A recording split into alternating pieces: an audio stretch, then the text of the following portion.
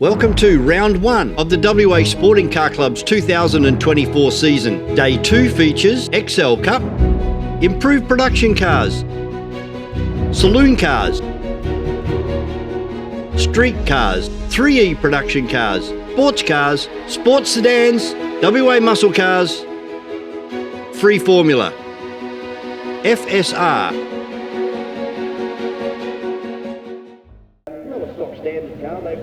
Race number 1 of day 2 here at carco.com.au Raceway. It's the XL Cup. Off to a great start. The current state champion in car number 1, the white car this year, is Brett Sheriff, alongside car 222 of Jack Cloesy, then car 14 of Carlos Ambrosio, and 28 of Anthony Jewell. Dean Hill in the top 5 as well, as they take the left-hander at the end of the S's for the first time.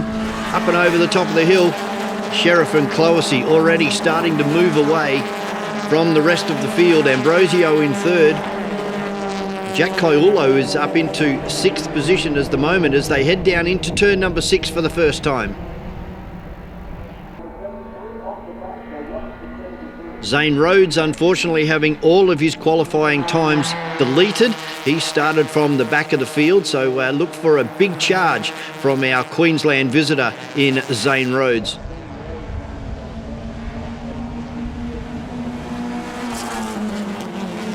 Cloesy takes to the point over Brett Sheriff.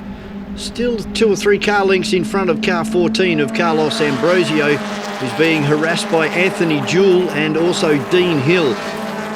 Will be our top 5 XL drivers here in Western Australia as they head down into turn number 6. Line astern, who gets the better exit out of turn number 6. Sheriff looks for a pass down into turn number 7, crosses the car up with a brake lockup and allows Cloesy to drive right around the outside and maintain the point as they go across the stripe for the second time.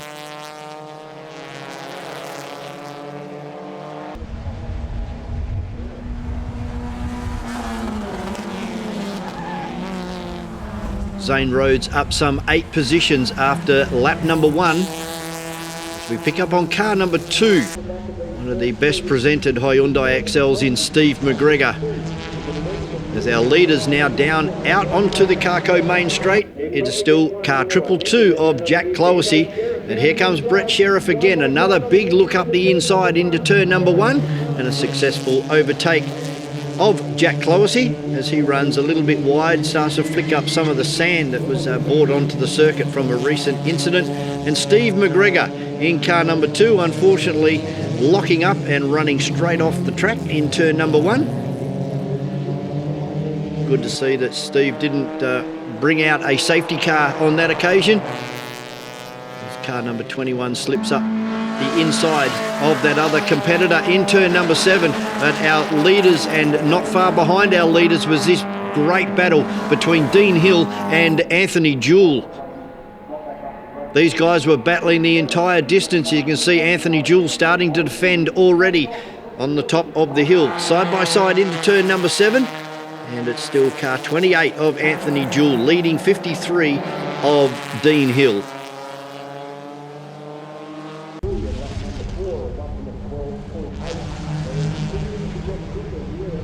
Sheriff still back at front, with Sheriff at the front as they head down the main straight through turn 1 and up through the S's. Only 1 car length between his nephew in car 222 of Jack Cloesy, but how's this for a real battle with Caiulo now moving in as well.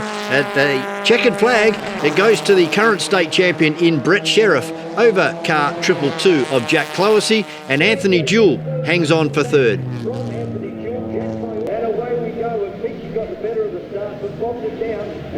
IPC, street car and 3E production cars were the second categories out on the racetrack on your Sunday morning, and it was a great start, as you would expect from that beautiful Holden Monaro.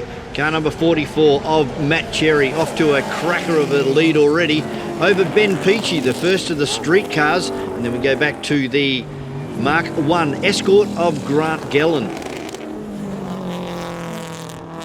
Big variety of cars, as you would expect from our 3 combined categories. The Mazda RX-8.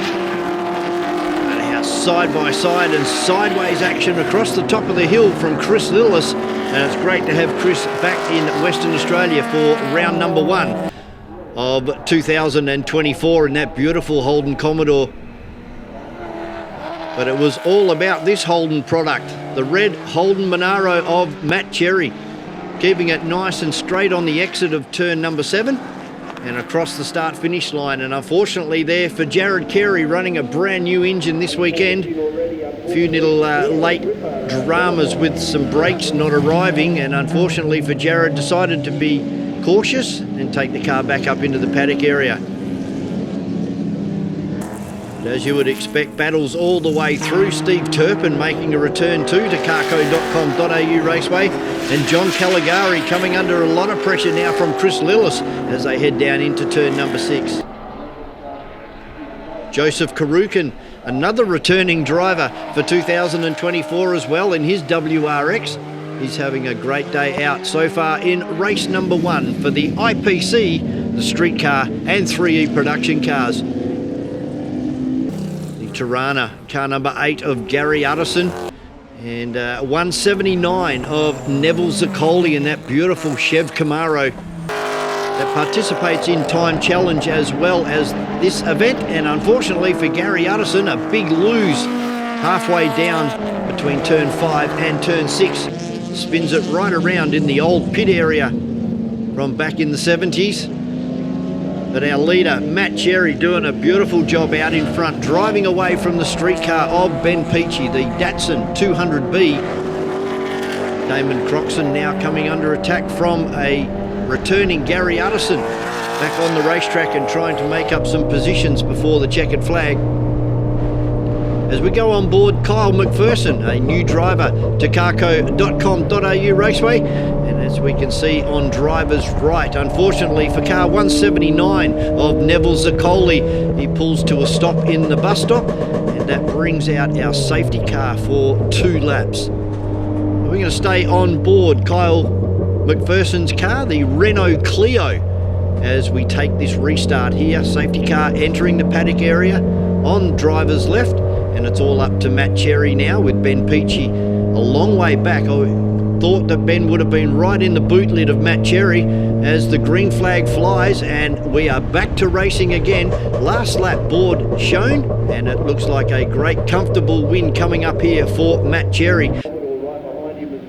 In street cars, it goes to Ben Peachy over Peter Kello and Stephen Taylor in the BMW for 3rd.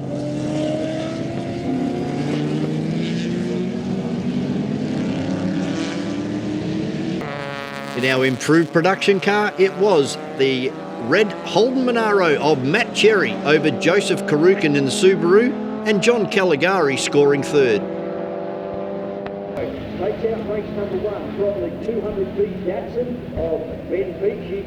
And in 3E production car, your winner, Chris Lillis from Laurie Whitome in the Mazda RX-8, and Damien Croxon taking out 3rd.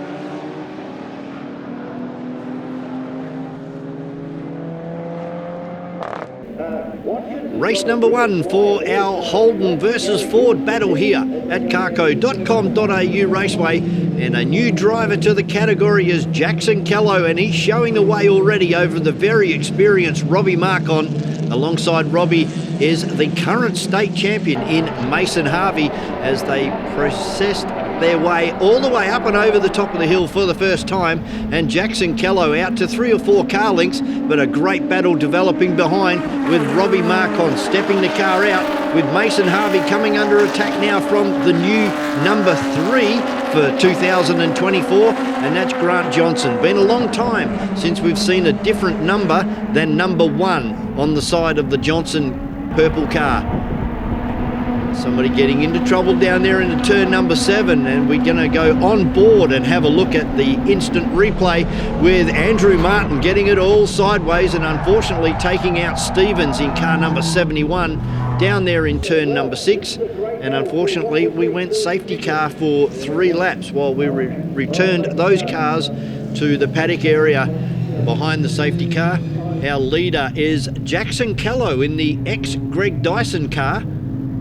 doing a fantastic job for his first time out in competitive saloon car racing. Of course, taking the big step up from a front-wheel drive 4-cylinder Hyundai XL into the straight 6 Ford Falcon.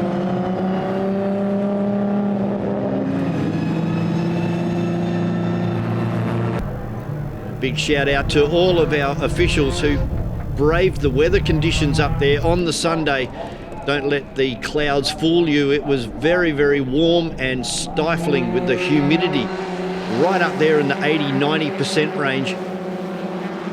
As we take the green flag and get back to racing after our 3-lap break due to that safety car. And it is Jackson Callow from Robbie Marcon and then Grant Johnson, the ex-multiple WA state champion, currently in 3rd position, with Mason Harvey and Vince Chiella having a good run up into 5th.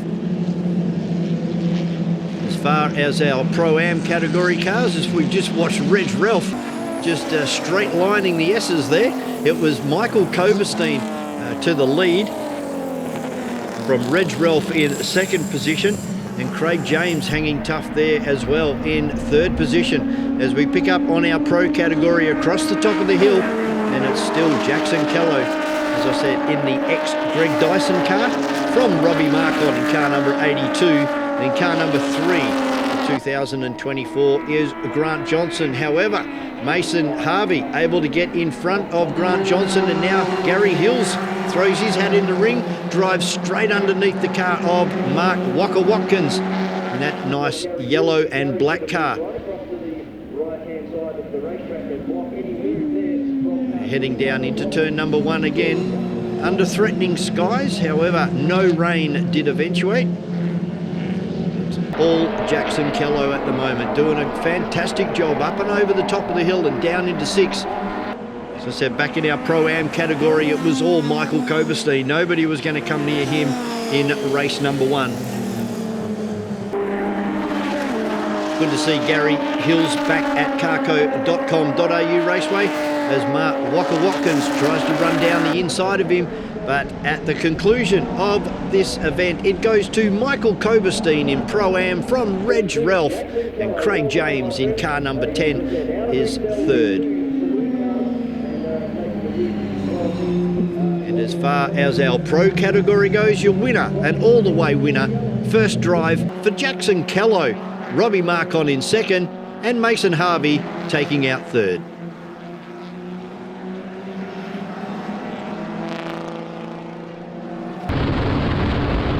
Free Formula hit the track for the first time for 2024, and we go on board the Lotus 23B of Murray Charnley, and just watch how slowly things happen in this vehicle. Nice and slow gear shifts down into 2nd gear at the moment as Murray pushes and pulls on that steering wheel.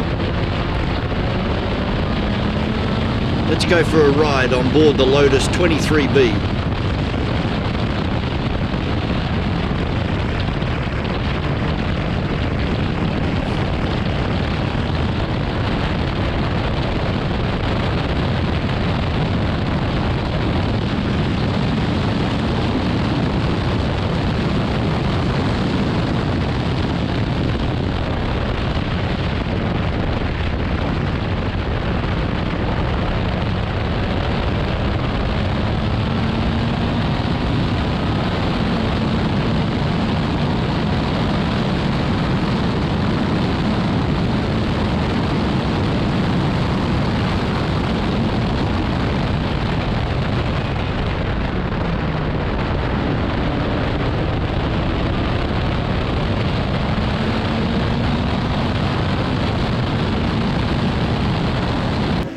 Simon Alderson with the lead at the moment, being harassed now by Arthur Abrahams in car number 19, the Rolt RT4.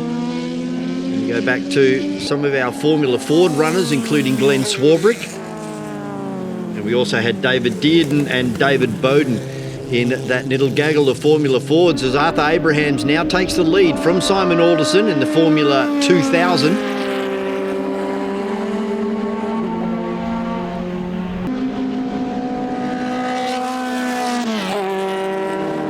Unfortunately for our Formula Ford runners this weekend, not quite ready for round number 1, and they will make a return to carco.com.au Raceway in round number 2. Glenn Swarbrick out there in car number 82, and this will be car number 83 coming past our screens at the moment, and that's Brian Searles in the early Rolt RT1, and then the evolution up to the Rolt RT4 being driven beautifully by Arthur Abrahams, a multiple Gold Star Australian champion. Was previously driving in the GT category over here at carco.com.au Raceway in that beautiful Lamborghini Huracan. Now swapping his attention back to open wheelers, and he takes out race number 1 very comfortably from Simon Alderson and Lance Carwadine in the Brabham BT23. He will take out 3rd place.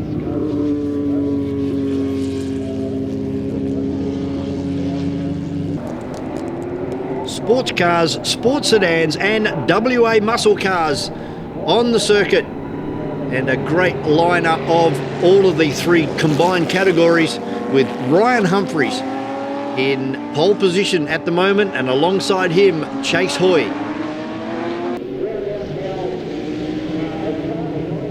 Down into turn number 1, as you would expect, Ryan Humphreys applies the power, and take Walter Eppel through in the first of the sports cars in the Porsche. 3 of them out there this weekend with Nunn and Quinn. A great battle already happening with Brett Nile and Chase Hoy in his first outing in this WA muscle car. Purchased over our 3-month break. And great to see Chase stepping up his racing program for 2024. But as you would expect, Ryan Humphreys now starting to extend his lead over Walter Eppel. Then we go back to Brett Nile. And unfortunately, a retirement for car number 98 and also 5 of ex-West Coast Eagles football player in Troy Wilson. They had a bit of a coming together up there in turn number 4, and both cars returning to the paddock area. Ryan Humphreys on his merry way here. Down into turn number 6. Just nursing the car now, no need to go 110%. Another new car for 2024 is Jason Pride. And returning to the dark side is Ronnie Moller, moving from a Chev Camaro to a 2023 model Ford Mustang.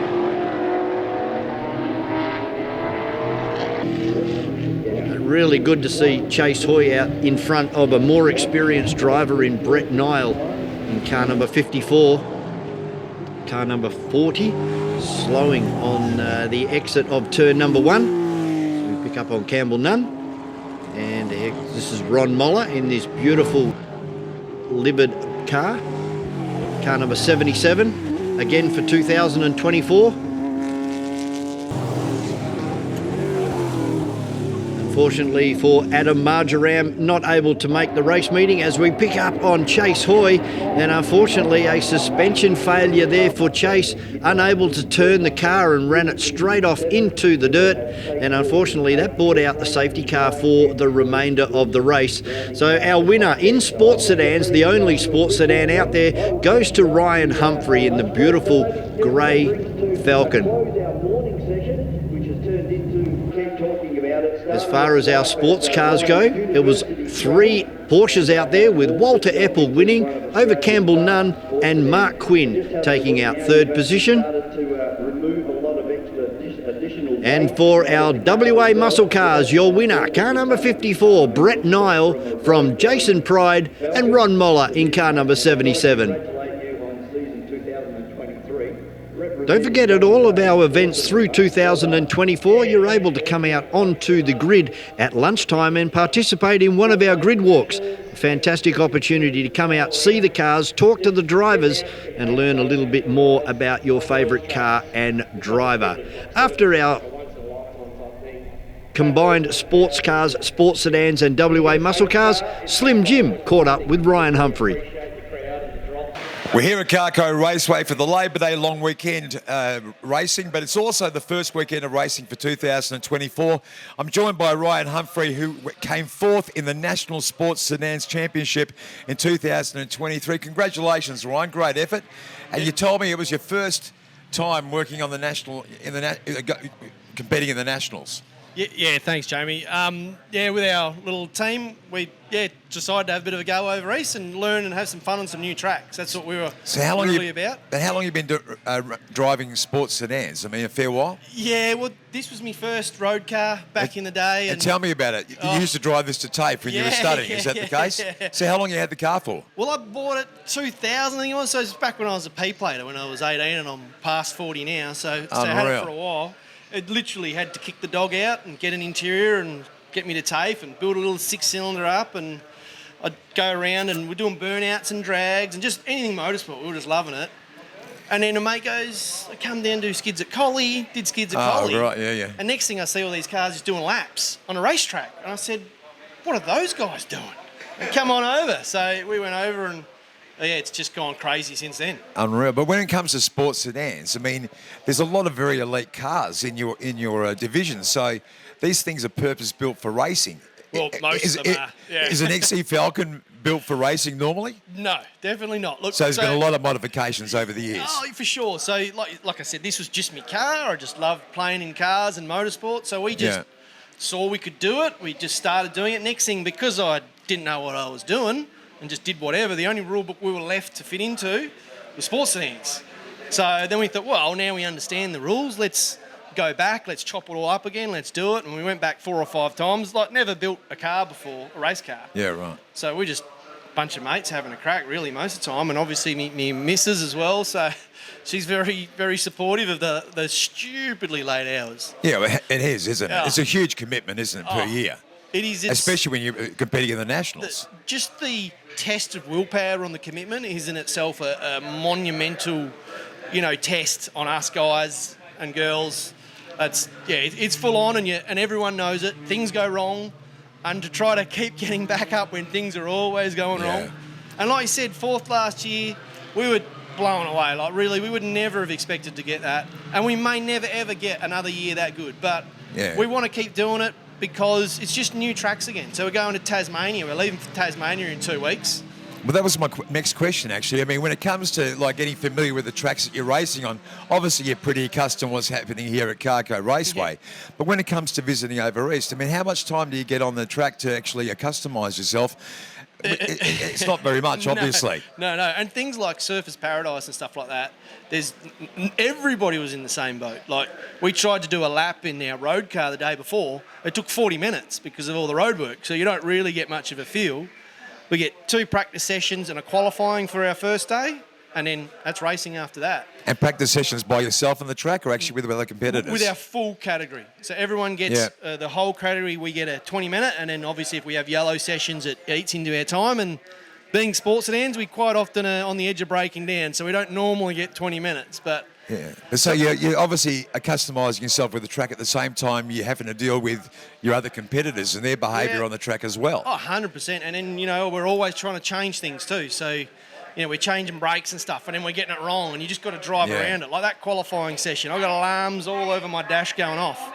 And you're just trying to reset them after a while. It's just ignore the alarms, and hopefully nothing important alarms me, because there's something wrong with the programming I've done. Yeah, well, you're a great driver, but obviously you've got to account for the fact that the team means a lot, doesn't it? When it comes to competing, the team means everything, doesn't it? Oh, as it says, I sometimes maybe a bit of a psychological edge. We're trying to work out, how are we doing so well half the time with these guys? But we stand around and we're almost always one of the first guys at the track, and we're almost always the last guys to leave. There's always something we're tweaking and something we're tinkering on. We'll get home at 11 o'clock at night. And still be thinking about strategising and planning. You're literally exhausted, just pass out, get up at 5, and you do that 3 days in a row. And by the end of the weekend, you really realise that everyone's brain is burnt, and you can't add up.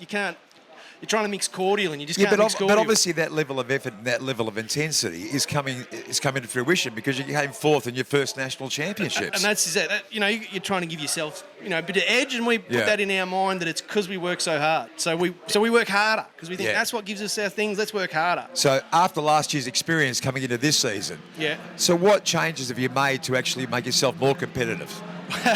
Well, I've spent a ridiculous amount of time in the off season on this thing, and all we've really done is maintenance. But when I say that, that's stripping the engine down. The gearbox is getting a full birthday. The diff, the suspension, the brakes, everything got stripped down and put back together. But not massive amounts of performance increases, a lot of little things that probably more reliability and give us, I guess, a bit more consistent pace, but nothing that's probably going to throw heaps of pace at it in the moment.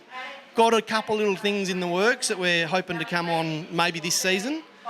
But we're probably at the limit of, like you said, it's probably not the best car to start with. If you were trying to do what we're doing, you wouldn't start with this. Is there much of an XC Falcon left inside this XC Falcon? Steel roof. That's about it. Floor, and that's about it. And the shape. And it's still, this is one of the only cars, I guess, that's probably a full original Falcon shape. They came out with the flares like this. Yeah. Different splitter and a different wing. That's the only thing that's changed from when they built them, the Phase 6s back in the day. So you optimistic about this season?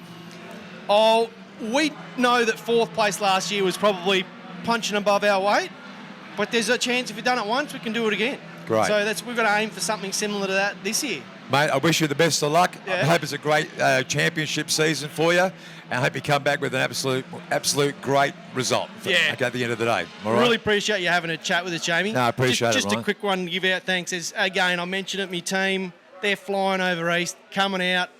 There's names going everywhere, but you guys know who you are, and there's heaps behind the scene. Like, we don't have big sponsors, but we have so many small businesses that do so much for us, and we're so grateful, and we hope to keep doing it. So you can't do it without them, can you? No, it's and again, like, I can't get the big dollar sponsors, but the time and effort they put in is worth unbelievable amounts of money. So that time will come, I'm sure, Ryan. Mate, thanks for your time. Really appreciate it. Great. All right. FSR with the next category out on carco.com.au Raceway. And as we've seen over our previous races over the weekend, it was a great getaway from car 16 of Cooper Cuts, but Bryce Moore having a good look at Brandon Duncombe as they headed into turn number 4 for the first time. Brandon Duncombe able to sit into second position. We go back to Bryce Moore in third, and Chris Reindler, brother of the FIA medical car driver in the Grand Prix, is Carl Reindler. And it's great to see Chris back behind the wheel of a car here at Carco. He's chasing down car 14 of Adam Lyle at the moment, and these guys were going to have a battle epic for the entirety of this race as we see Chris pull out and have a look down the inside of Adam Lyle, and Adam shuts the door, and Chris will have to wait for another opportunity. Unfortunately, Adam Lyle and Chris Reindler, with all of this battling that was going on, they started to get away, drop off the back of Bryce Moore in car number 88, Brandon Duncombe in 29, and car 16 of Cooper Cuts as we see them clear the top of the hill. And unfortunately for car 92, John Giovanni, unfortunately another spin.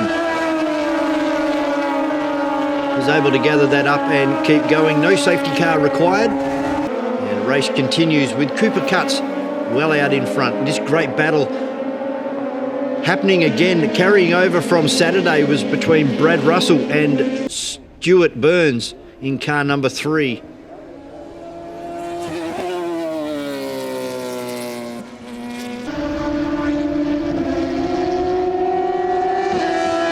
Cars heading down into turn number 6 with Adam Lyle now up into 4th, Reindler in 5th, but nobody could catch Cooper Cuts. Been dominating all weekend here at carco.com.au Raceway.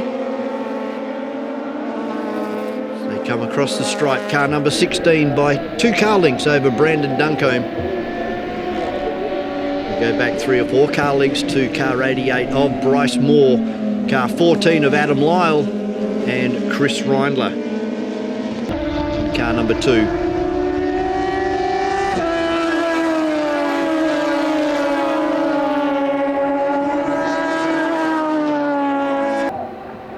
top 5 able to get away from Zara Horn, who was in position 6 in the white 11. Just coming off turn number 2 now and up through the right-hander. Hard on the brakes, down a few gears and into the long sweeping left-hander here at Carco Raceway.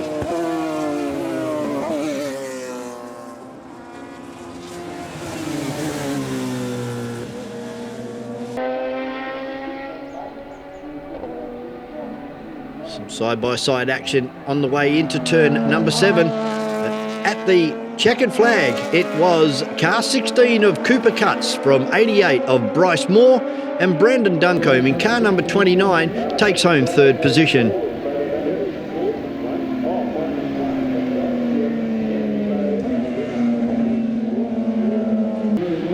The Hyundai XLs out on the circuit here at carco.com.au Raceway. And it was that man again in car number 1, white this year, is Brett Sheriff over car 222 of Jack Cloesy, with Anthony Jewell in 3rd place and young Jack Kaiulo having an outstanding run here in race meeting number 1 for season 2024. A great field of Hyundai XLs, of course, coming off the XL Nationals held late in 2023 here at Carco Raceway. One of the most competitive categories here at Carco Raceway are the Hyundai XLs, as we pick up on our leaders heading down into turn number 6 at the moment, and it's the Charnley car that's run extremely wide to driver's left. No need for a safety car, but as the cars appeared up and over the top of the hill, safety car boards and flags were on display.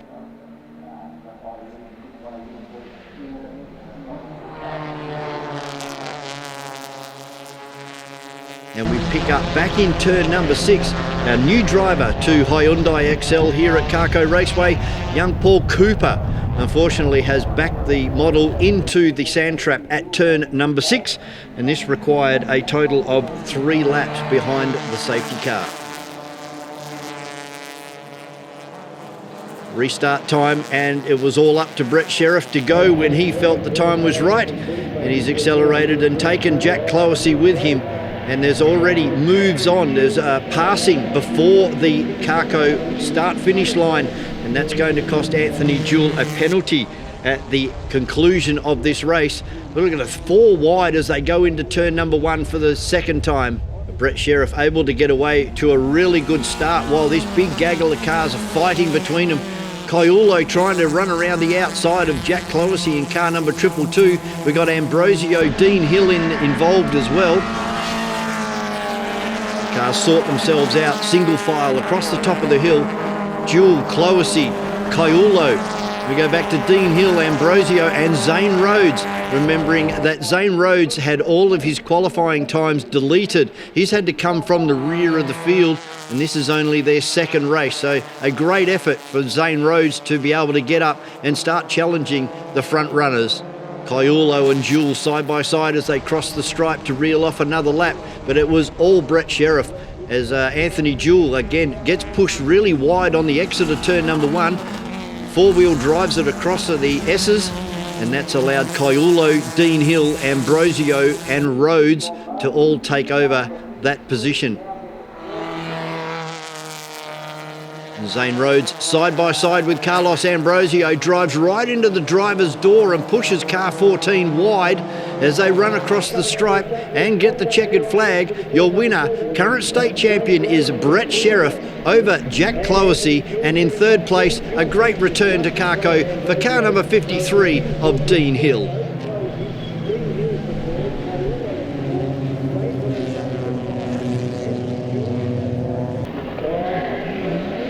IPC, street cars and 3E production cars. And a great start from Matt Cherry, although Ben Peachy in that Datsun 200B tried to drive around the outside. That's a big ask into turn number 1 on cold tyres, as Joe Karukin, the 4-wheel drive Subaru there, steps it out on the exit of turn number 1 with Chris Lillis in that beautifully painted and prepared Holden Commodore holding down 4th place as they headed up and over the hill for the first time.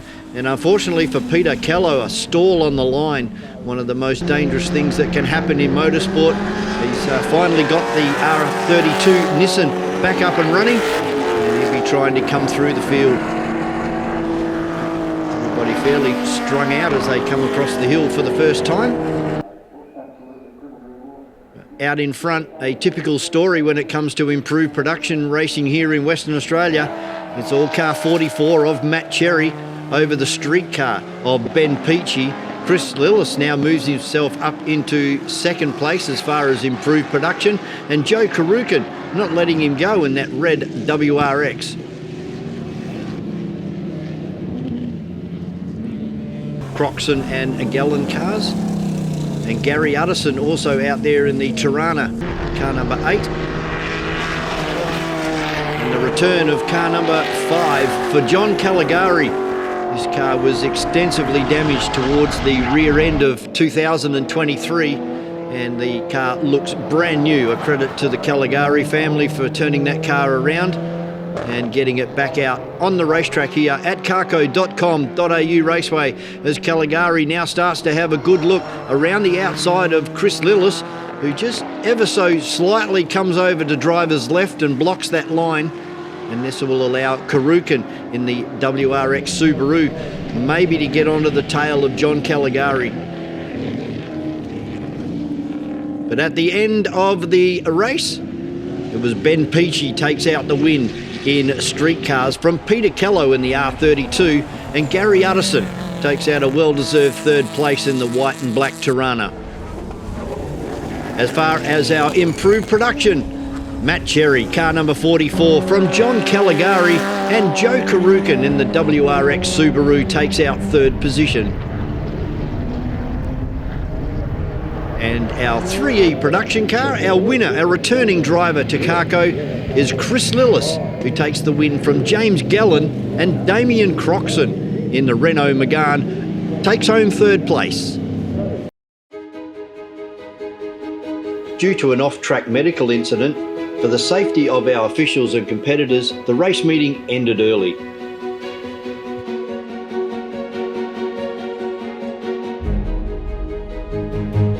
That's a wrap for round 2, day 2. Keep an eye out on our socials for updates and more highlights, and we hope to see you trackside at our next race meet.